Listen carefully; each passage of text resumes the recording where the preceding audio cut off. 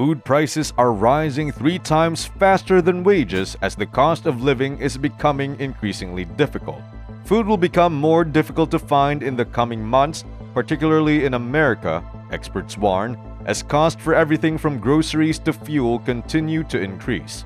When speaking at the ministers' meeting on food security, UN Chief Antonio Guterres spoke on practical steps to help stabilize food markets and reduce the price of commodities. He said, "There's a real risk of multiple famines this year and that we face an unprecedented global hunger crisis." He spoke on the war in Ukraine, where he mentioned that Ukraine has compounded problems that have been brewing for years. These problems, which according to him have been brewing for years, include climate disruption, the COVID-19 pandemic, and the deeply unequal recovery. This could result in malnutrition, mass hunger, and famine that could last for years, inevitably increasing the chances of a global recession. The Integrated Food Security Phase Classification, IPC, a measure used by UN agencies, regional bodies, and aid groups to determine food insecurity, has said that more than 460,000 people in Somalia, Yemen, and South Sudan are currently in famine conditions. According to the World Food Program, around 49 million people are facing extreme levels of hunger, and around 811 million people go to bed hungry worldwide. The number of people on the verge of starving in Africa's Sahel area, for example, has increased by at least 10 times since pre-COVID 2019. Guterres, while speaking on the real risk of multiple famines that will be declared in 2022, also made a warning that 2023 could even be worse than 2022. By his prediction, there would be no lasting solution to this crisis, at least not until Ukraine and Russia, responsible for producing about 29% of wheat exports globally, decide to develop a system to properly resume trade. The invasion by Russia has severely affected the supply and cost of basic commodities, including wheat, as we've mentioned, maize, barley, and sunflower oil. Due to Russia's Black Sea blockage, Ukraine's wheat supply is most likely down by 35% this year, and exporting most of it may be difficult. The UN's Food and Agriculture Organization said that global commodity prices reached an all-time high in March. They are still at historically high levels.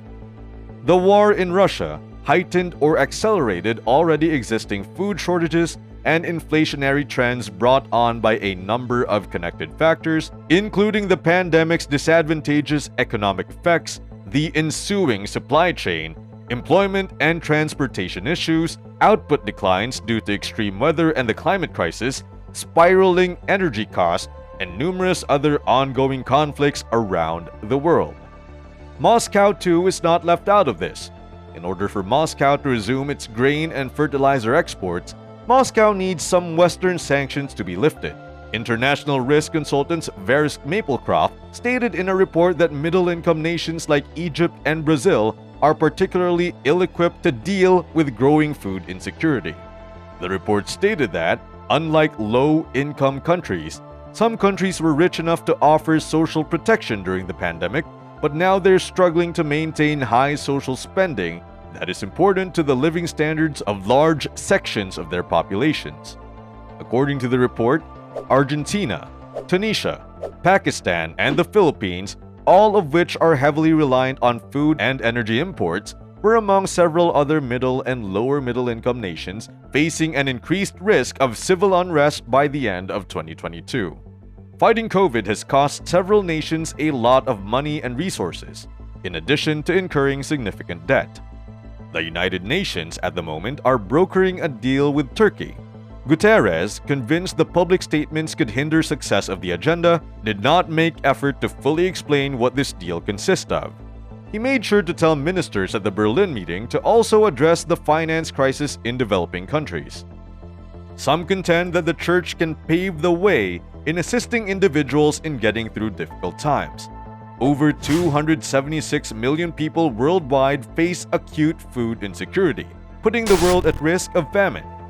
Heather Taylor of Bread for the World told CBN News that places like Somalia, for instance, has 90% of their wheat exports come from Russia and Ukraine. Bread for the World already has it that more than 13 million people in the United States are currently victims of food insecurity. What this means is that over 13 million people in the US can barely afford 3 square meals. At the moment, about 65% of the Feeding America's network's 200 food banks are experiencing increased demand for food assistance. Interesting thing Taylor said about this, which is obvious, is that it is the vulnerable population that is bound to suffer more from this. In her explanation, she said, and these were her exact words, "Here in the United States, about 13 million children presently are experiencing hunger, and as food prices go up, as inflation continues to increase, gas prices, it all has a compound effect. Truly, like we are already seeing, inflation and all of its said fallout have bigger repercussions. Famine is nearing," Taylor said. The UK is not exempted from the alarming effects of this global food crisis. Andrew Bailey, governor of the Bank of England, said Britain was facing apocalyptic levels of food price inflation. Bailey said this is in relation to the drastic impact of the Ukrainian war on food prices, which has led to good shortages. And it is the people in poorer countries who are hit the most by this. Bailey's comments are relevant, revelatory, and timely, seeing that most political and media attention is focused on the UK's emerging cost of living crisis. The cost of living in Britain is increasingly becoming problematic. But for the UN agencies and humanitarian relief workers around the world, the bigger problem is the cost of dying. This is shown in a report by the Office for National Statistics that between January and September 2022, food prices have risen by 14.6%, reaching a 42-year high in the UK. Meat products, milk, cheese, bread, cereals, and eggs were the main causes of price rises in food. Considerably, in August 2022, the average cost of a pint of milk was 62p, setting a record that had not been surpassed since statistics were first kept in 1971.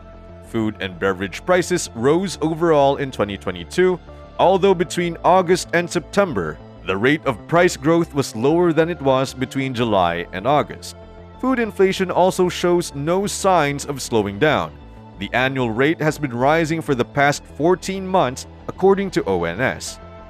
The change from -6% in July 2021 to 14.6% in September 2022 represents the greatest rate of food inflation since April 1980.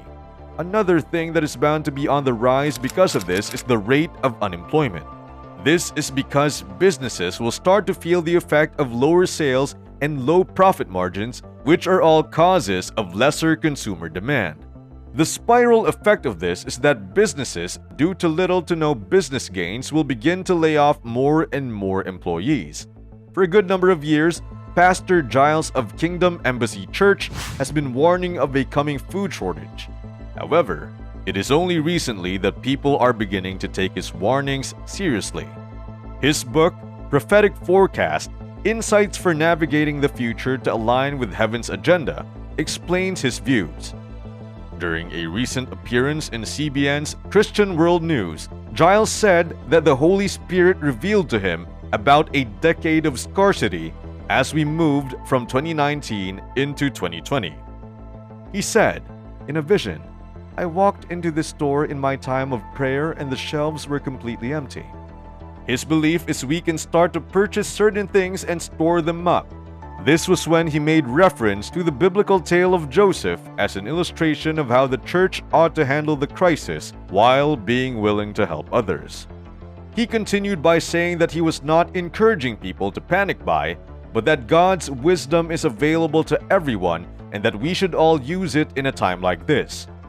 While speaking about Joseph in the Bible, how he was able to survive and even flourish in one of the greatest times of famine in the Bible's history, he talked about how Joseph stored up a certain percentage of food in the 7 years of plenty in preparations for the following 7 years of lack or famine.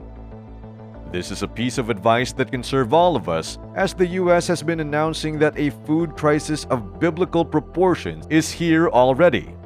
Food shortages is not a theory of any sort, it is reality as we're seeing.